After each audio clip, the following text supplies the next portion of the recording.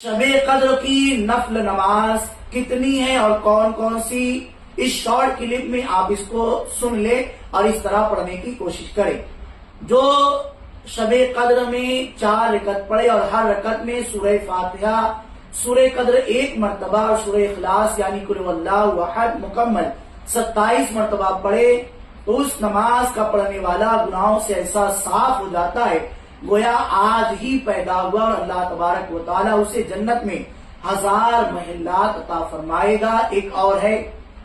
ایک روایت اور ہے کہ جو کوئی 27 رمضان کو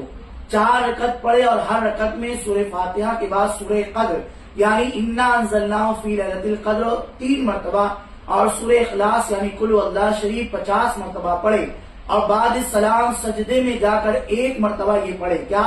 سبحان اللہ والحمد للہ ولا الہ الا اللہ واللہ اکبر، پھر جو دعا مانگے گا اللہ تبارک و تعالی قبول فرمائے گا اور اللہ کی طرف سے بے انداز نعمتیں ملیں گی اور اس کے کل گناہ بخش دیے جائیں گے۔